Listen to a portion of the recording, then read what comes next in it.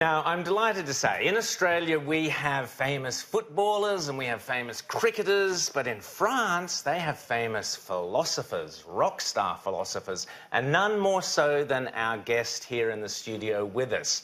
He began the school of Les Nouveaux Philosophes. Sorry, I stumbled over that one. I rehearsed it endlessly. Les Nouveaux Philosophes, which was a result of the May 1968 riots, the famous riots in France. Les Nouveaux Philosophes looked at communism, socialism and the left and said, no, there's got to be a better way. He's here in Australia to talk particularly about anti-Semitism in Europe. I'm delighted to welcome two outsiders, Bernard-Henri Levy. Bonjour. Bonjour. And welcome to Australia.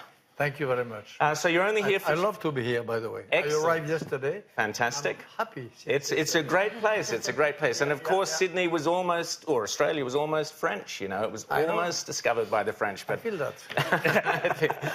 Now, before we get into, you've been great friends with Sarkozy, Mitterrand. I want to ask you about Macron, what he's like as a president. But first of all, let's just talk about, you are Jewish, you're French Jewish. The role of the Jews in France is fundamental. Since Napoleon opened the gates of the ghettos, French Jewish life has been extraordinary, intellectually, culturally, artistically, and yet the Jews, like many Jews in Europe, feel threatened in France. Tell us what's happening. Yeah, but this is what the anti-Semites don't understand very well. The Jews in France are at home. Yes. They built the home. They contributed to build, for example, the very idea of democracy and of republic on which we rely in France. So they will not leave.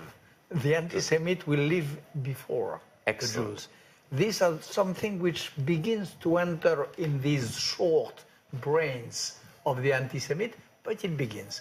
Jews will not leave. And so where is anti-Semitism in France stemming from? Traditionally, it was obviously the right. We now have the big Islamic immigration. Is it coming from both sides? The left, Gilets jaunes? Where is anti-Semitism? It is coming from both sides, but with a new main narrative. Anti-Semitism, you know, it is like the, you know, in Israel, the Iron Dome that stops the rockets. Except when there are new rockets going under the radar. So we have a sort of Iron Dome in Europe, forbidding all forms of anti-Semitism. They fall under penalty of law, except that there is a new narrative now, which goes under which is based on anti-Zionism, based on denial of Holocaust, and based on a supposed competition of victims. An anti-Semite today is somebody who says, enough with the Jews. They exaggerate their own martyrdom. By doing so, they overshadow the martyrdom or the suffering of other peoples, for example, Palestinians, of course, and they do so by being endorsed by a fascist country, which is Israel. So if you put the three things together, anti-Zionism, competition of victims, denial of Holocaust, you have the three devices of a really nuclear moral bomb, which is ticking now in Europe, which did not yet explode, thanks God, and thanks to the vigilance of some. But if really the three devices are properly assembled, then we will face a real serious situation. Now, a lot of Jews are leaving France, going to Israel, presumably. How can that be reversed? Macron is clearly a great friend of the Jews. Tell us what you think of Macron on his approach to this problem. Macron is a friend of the Jews. He is a friend of Israel, even if France voted this week this crazy OMS resolution, World Organization of Health, saying that the Israel was guilty of the deterioration of the health situation in Palestinian territories, which is, again, a bullshit. Yeah. Israel is curing and saving some Syrian wounded, is saving and curing, as it is duty, Palestinian children, is helping all sorts of goods to enter in Gaza, even coming from Qatar and so on. And they are accused now by the OMS to be deteriorating. So this, I regret, I don't know how France could not oppose this regime. Nevertheless, Macron is a deep friend of Israel and of the Jews, no doubt on that. He's well aware that France without Jews would not be France. Mm-hmm. Well aware that Europe without Jews will be a beheaded Europe, and so on. So I want to say by that for the Jews, I don't know what you read in your newspapers in Australia, the situation is far from being lost. The battle is far from being lost. Good. That's good. Well, how do you see the future of France and Europe with these fairly dramatic demographic changes that we're seeing, particularly with the mass migration of the last few years? How do you see that future?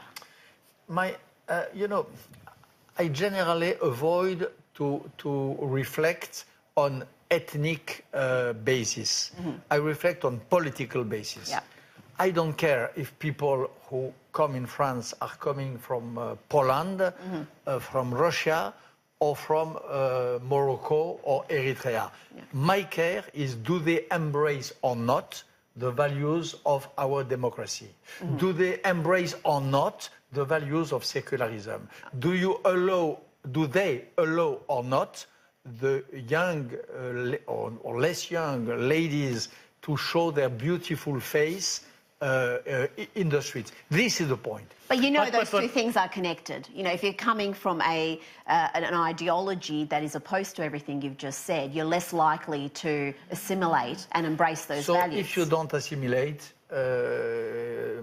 maybe you have to find a home elsewhere. But for the moment, the huge majority of the Muslim, because that's what you mean, who are coming in France, embrace these values. There is a law in France. Oh, of course, the majority do, but there is a worrying, minority in France, something around 20% who don't. No. And when that's a problem. It is not 20%. What did you say the percentage is? Some of the Pew research indicates around 20. No, it's much less. The real problem is, for example, the preachers of hatred who use a mosque to preach the hate of the Jews and of the Christians. Yeah. Because today the Christians have become also a target for these radical Muslims. Those preachers, they have to be expelled without any discussion, without any hesitation. And they are more and more. There is a rising consciousness in Europe that the jihad is not an opinion, but it is a crime. Yeah. Jihad is not an opinion. Jihad, as it is conceived now, is not an opinion. It is a crime, and it has to be treated in a criminal way, as a crime. So what is the French government doing about actually getting rid of these preachers, deporting them, moving them on? Because I still see with Rita an awful lot of reports about anti-Semitic attacks on French Jews living in Paris and other places, as well as I see videos out of the banlieues, the immigrant ghettos where women can't walk down the street, where all the cafes are dominated by men, where all of the behaviors of the old country are just simply replicated in the suburbs of Paris, in the suburbs of Lyon, in the suburbs of wherever. And I think that they've got just an invidious problem to try and unpick that if you can't change those attitudes and get in there and integrate them into the wider life of the country. What are they doing about that? This is an ideological battle and a spiritual battle and a moral battle which is going on now. Clear. And you have some suburbs close to Paris who are called the lost territories of the Republic, where we used to say that even the police could not enter and so on. I think that the government of Macron begins, and already before governance of Manuel Valls, begins to take the dimension of the problem.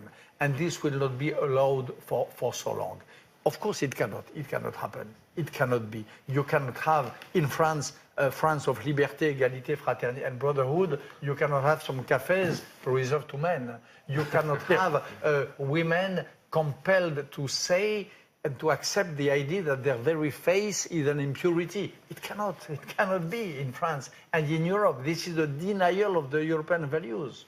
Well, that's what can I just say, that's one of the things I love about France is that when they banned full-face veils, whether we're talking about the burqa or niqab, they didn't say it's a security concern. They said this is depriving these women of a human right and it's stopping them assimilating and being part of French society and having normal communication. They are, number one, it poses a problem for integration, and number two, France says that it is not a religious sign but a political sign. Yes. The veil is a political symbol, not a religious one. Well, that's interesting you say that. It means Islamic fascism. Those who hide their face and those who believe that you have half of the humanity who has the right to brag in the street and the other who has the right just to go in the shadow of the walls, this is sexist fascism. Well, I'm glad you say that, Bernard, because we, for example, in Australia, we had one politician who wore a burqa into Parliament to protest against the burqa, the full-face covering, on those grounds. She was howled down by the left in this country, who are very, very strong, who said that that the burqa is feminism and it is and also by the Liberal Party Attorney George General. So it wasn't just the left. Absolutely, the Liberal Party George Brander said that this was a sign of empowerment, which is how it is sold in this country. You disagree with that totally. You call it Islamofascism. I am a liberal. Yep. I am a leftist. Therefore, I am in favor of a strict equality between women and men. Therefore, I refuse this idea of the big men having power of the women and compelling them to hide themselves in the shadow of our sub-societies. And those leftists who reason as you tell me, they are sexist, machist, and sometimes fascist leftist. I'm sorry. I think we should keep this as a clip and keep replaying this in the Outsiders ad. Fantastic, Bernard. Now, you've been friends with Mitterrand, you were friends with Sarkozy, Macron. How is it that in France, a philosopher is looked at as not only a rock star, but also as someone for guidance, for political knowledge? We don't have that, unfortunately, in Australia. That might be our problem. Tell us about your role with those. You can come. I love Sydney. Excellent. There you go, Scott Morrison. Get yourself a French philosopher. We've got one right here for you. And he will adopt me. Exactly. So tell us about those presidents you've worked with and the role of philosophy in France that we don't see here. I never worked with the president. Right. No. You advised. I give my opinion. Yep. 2 days ago, for example, Macron, this is open, the official, Macron received for lunch 12 writers, European writers, led by me. This lunch was organized by me. Big, prominent European writers, Nobel Prize. So we had a lunch which was a political one, where Macron listened to all that we had to say about Europe, about the future of racism and of anti-Semitism, there was David Grossman who was at the table, the Israeli writer. Macron was very curious of what Grossman had to say about the situation in Israel. So this is a tradition in France. So it's not working for, but when my president Macron asked me if I could bring at Élysée Palace these 12 writers who are my friends and with whom I elaborated the manifesto of the European patriots. Yes. Of course I do it. Another example, 3 or 4 years ago, I was in Kurdistan.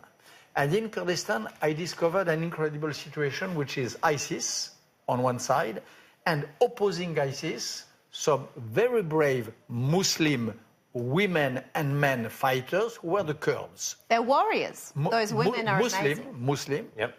warriors, Democrats, secular, and ladies fighting with the men. Okay, I met them. I called my president and I say, with all my respect, I would love to bring you in Paris, in Élysée Palace, these commanders. You have to see, you have to spend time with them. And you have to endorse them more than what France does. Hollande said, okay. I brought back 9 or 10 of these commanders in Paris. Yep. They were received in Élysée Palace. And I hope that it added maybe a little change in the French support. Fantastic. Well, superbe. That's a French word I know very well. Superbe. Bernard-Henri Levy, thank you so much. Merci beaucoup. C'était un absolument plaisir. Merci. Merci à vous. Thank you very much. You are a great trio, by the way. Perfect.